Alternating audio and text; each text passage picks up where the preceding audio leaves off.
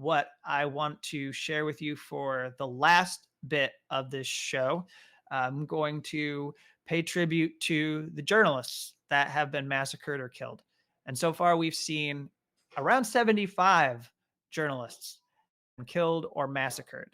And those people who have died, they deserve to be humanized. Uh, I'll go so far as to say that there are going to be a few that pop up here who are Israeli. They died on October 7th. I think they deserve to be humanized as well, because even if they did not see Palestinians as human beings, even if they were propagandists themselves for the apartheid state in some manner, I don't really know their work, but even such, they were dehumanized. They lived a life as uh, dehumanized individuals because this apartheid state and how it operates in Gaza and the West Bank. And so their suffering, their deaths have come because this has not stopped. Because of 75 years later, this is the reality of what Palestinians must deal with.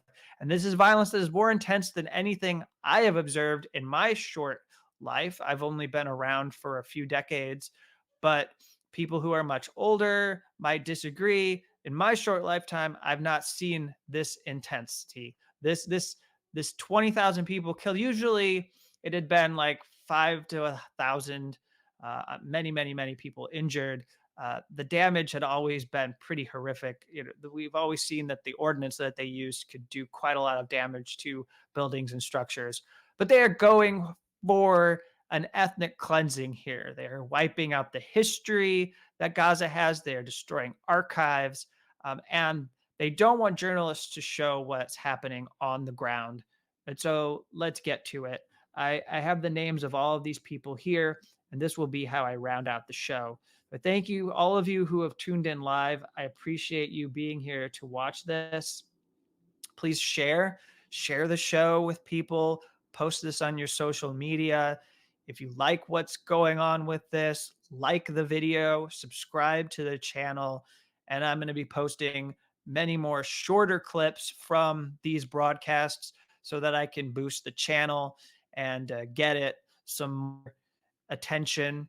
And this work I will be doing more of alongside the work that I do with the dissenter. So without further ado, this is a tribute to, and I've only got 13 lined up today. I'll come back later on and I'll keep going until I'm all the way through the list. I said there are 75. We'll do 13 of these people today, and then we'll keep going as I do these broadcasts. And if the violence would end mercifully, and as we are in the aftermath trying to pick up the pieces, I will continue to honor the lives of these journalists that have been snuffed out by Israeli military bombardment. So here we have Ibrahim Lafi, October 7th. Ibrahim Lafi was a photographer for Ayin Media, was shot and killed at the Gaza Strip's Erez crossing into Israel. That's according to the Palestinian press freedom group MADA, the Beirut-based press freedom group Eskiz, and Al Jazeera. And I have a heart-wrenching video to share for this. Of course, October 7th is the day of the Hamas attack. But here I want to play this video from a friend of Ibrahim. And this is one of the few pieces that I have, a video or written report or anything. This is one of the few people who have shared testimony about the loss or the death of their friend.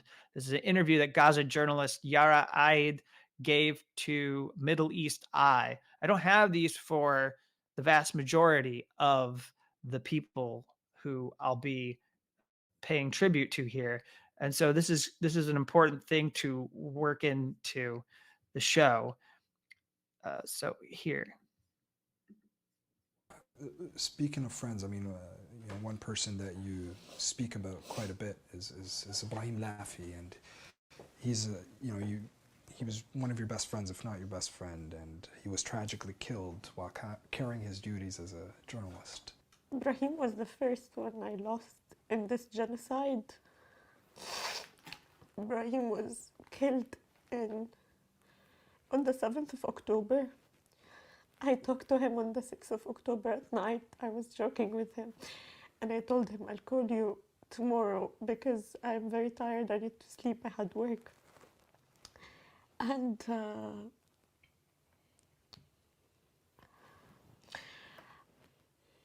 I don't know what to tell you about Ibrahim. He was 21. Ibrahim became my friend from the first day I kind of went to Gaza. Like after, I think, a month, I started interning at Ain Media. You speak quite well of his journalism. I mean, you talked that he was quite yeah, but that's how I met him. You know, I met him in the beginning, just when I was interning at Ain Media, and I met him on the first day, and I was surprised. I was like, you know, he's 2 years younger than me, and I was like so surprised that he's already like, you know, an employee, and he's so talented, and he's a photographer, he's a journalist. Like, I was so surprised. I was like, I used to think I'm the youngest one in any office I'm in, and he was the youngest one, and he was so talented. And day by day, he wasn't just a colleague, he became my best friend, literally. Like, the person I would call when I'm mad, the person I would call when I'm sad, the person I would call when I'm happy, the person I would share the stupidest details with. I wrote a tribute to him, and I said, Israel killed all of my friends, because Ibrahim felt like all of my friends. He was literally, I don't know, he made me feel like I had 100 friends by my side at all times. We covered the 2022 war, aggression, you know, and any memories from that together? yeah, he was.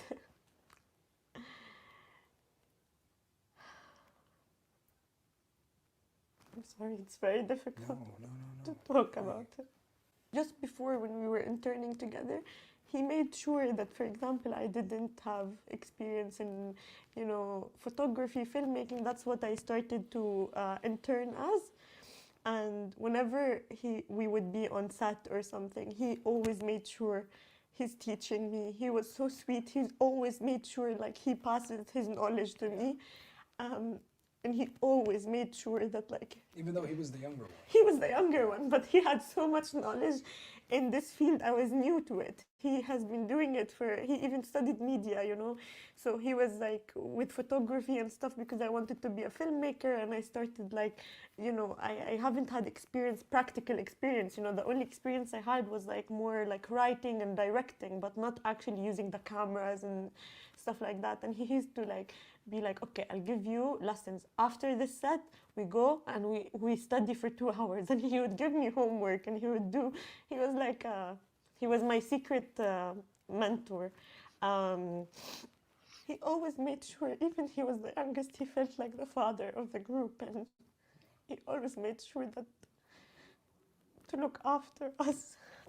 But yeah, he was so young though. That's Ibrahim, and that's Yar Aid, Gaza journalist who gave that moving summation of what Ibrahim meant to her as a best friend. Moving along to the next, on October 7th, Mohammed Jaroun was killed. And both of these that I've read now are almost all of these are from the Committee to Protect Journalists. The Committee to Protect Journalists has done a fairly good job of tracking the deaths. They may have missed some, but it's a pretty good list that they've put together, and a good place to begin in paying tribute to these journalists. So Jargoon was a journalist with Smart Media. He was shot while reporting on the conflict in an area to the east of Rafah City in the southern Gaza Strip. Palestinian press freedom group MADA and the Journalist Support Committee, a nonprofit which promotes the rights of the media in the Middle East. And that was on October 7th. And then the next person I have here is Mohammed Salhi on October 7th. Freelance journalist El Salhi was shot dead on the border to the east of Al-Barej, a Palestinian refugee camp in the central Gaza Strip, according to the Palestinian Authority's official news agency, WAFA, and the Journalist Support Committee, a nonprofit which promotes the rights of the media in the Middle East. That's according to the Committee to Protect Journalists. I have 3 Israeli journalists who were killed. These are people killed in the Hamas attack. This is Yaniv Zohar on October 7th. He was an Israeli photographer. He worked for the Hebrew language daily newspaper Israel Hayom. He was killed he was in the kibbutz Nahal Az in southern Israel. He was with his wife and 2 daughters. And he was an AP video journalist in the Israel Bureau for 15 years, from 2005 to 2020. He had an expertise on the warfare that took place near his home and near the border of the Gaza Strip. AP executive editor Julie Pace said Yaniv was AP's eyes and ears in southern Israel, always among the first to respond to news in the busy region. He was a part of the community where he worked, giving him insights that were invaluable to his colleagues. When tensions rose in the Middle East, colleagues would quickly ask, what does Yaniv say? Then there is Ayelet Arnin, who was a 22-year-old news editor with the Israel Broadcasting Corporation, Khan. She was killed during the attack on the music festival in southern Israel and was a U.S. citizen. So she was killed at the party that was attacked by Hamas. Then there's Shai Regev, who was serving as an editor for TMI. She was involved in gossip and entertainment news.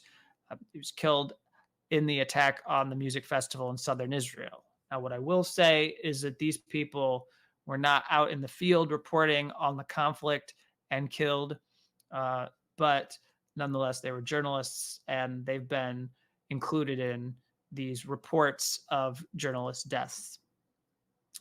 Then on October 8th, Assad Shamlak was killed.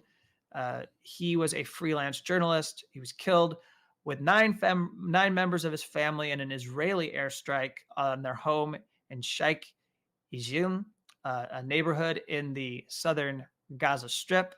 That's according to the Beirut-based advocacy group, The Legal Agenda, and BBC Arabic.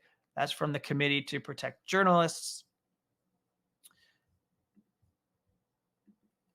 And on October 10th, we have 3 journalists who were killed, and they were all killed on early Tuesday in an Israeli military airstrike that hit a residential building near Gaza City's fishing port. So this person here is Hisham Al-Nwaja, a journalist with Kabar News Agency, who was injured when the warplanes hit the area. This was an area that was housing several media outlets in Gaza City's Rimal district, according to the UK-based newspaper, the independent Al Jazeera, and the Palestinian Authority's official news agency, Wafa. Mohammed Saab was a photographer from Kabar News Agency. He was killed when Israel planes struck an area housing these media outlets in the Rimal district. Again, the same strike. And then there's Saeed Al-Tawil, and he was the editor-in-chief of the Al-Kamsa news website, killed in this airstrike. Again, based on all the sources, these journalists were all killed in the same bombing. If we go forward to October 11th, Mohammed Fayez Abu Matar was a freelance photojournalist, according to the Committee to Protect Journalists, and he was killed during an Israeli airstrike in Rafah City in the southern Gaza Strip. And they got their information from the Palestinian Journalist Syndicate and the Palestinian Authority's official news agency, Wafa. The following day, on October 12th, Ahmed Shahab was killed. Ahmed Shahab was a journalist for South Al-Asra Radio, which is radio voice of the prisoners. He, along with his wife and 3 children, were killed in this airstrike on their house in Jabalia in the northern Gaza Strip, according to the Palestinian Journalists Syndicate, Palestinian Press Freedom Group MADA, and the London-based news website, The New Arab. I have a clip. This might be my last video. This is my message for the world. We have been cut off from food and electricity and water and everything. And we cannot leave our house because they are killing us from inside and outside. Until now, no one has moved. We don't want you to move because of us or Palestine only. We need you to move because of the violence targeting Al-Aqsa Mosque. There is no difference between Al-Kaaba and Al-Aqsa Mosque. What are you waiting for? We don't want you to support us with food or money. We want you to move. Please move. There he is. And I think that was the day that he was killed. And then there's Issam Abdallah on October 13th. And on that day, he was killed. He's a Beirut-based videographer for the Reuters news agency. And then to round out the broadcast, I have a video to play of about the strike that killed him. It was on journalists. I believe he was in Lebanon. And Israel targeted him. There's an investigation that was done by Human Rights Watch, and they put together this video that documents what took place. So let me pull this up here.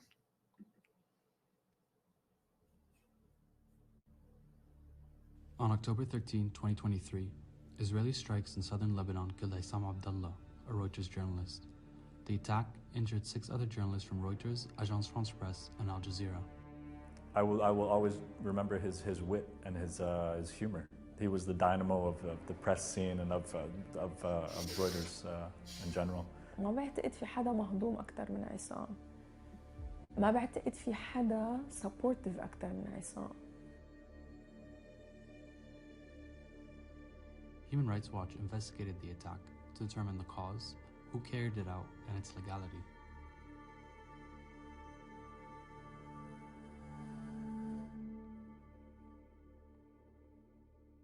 I don't know what justice looks like. We lost someone, and he's not coming back. And Christina, her life will never be the same. I don't know how you replace that. For me, justice, the only type of justice that we can get now is accountability.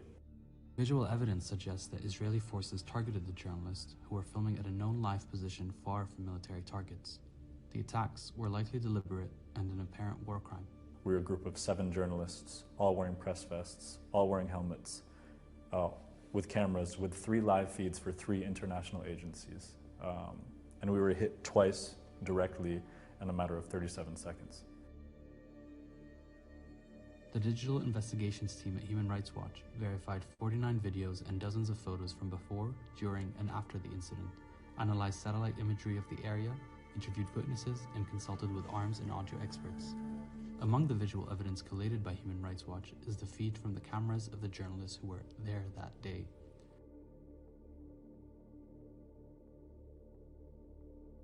Just before 5 p.m. on October 13th, the 7 journalists from Reuters, Agence France Presse, and Al Jazeera congregated in Al-Mashab in southern Lebanon, roughly 1 to 2 kilometers from the Israeli border. كمان كانت بالنسبة لنا كان موقع جيد لأنه قادرين عم نقدر نصور القصف من دون ما نعرض حياتنا للخطر. They were there to report on clashes between the Israeli military and Lebanese and Palestinian armed groups in southern Lebanon. When we arrived around 5 p.m., we were really only just filming this huge pillar of smoke that was coming, rising up beyond a hill to our south along the border. And maybe about 15 minutes later, we started to see incoming shelling from the Israeli side hitting the areas in Lebanon along the border. We were calm, collected, working as safe as you can in this kind of environment. Evidence reviewed by Human Rights Watch indicates that the Israeli military knew or should have known that the group of people they were firing on were civilians.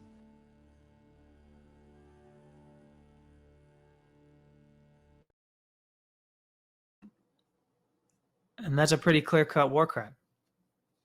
And I know that all war, in some way or another, is a crime, but this is language that is used to determine who should be accountable and who should not be held accountable for acts of violence. Nation states, should they be brought before some kind of court, some kind of international body?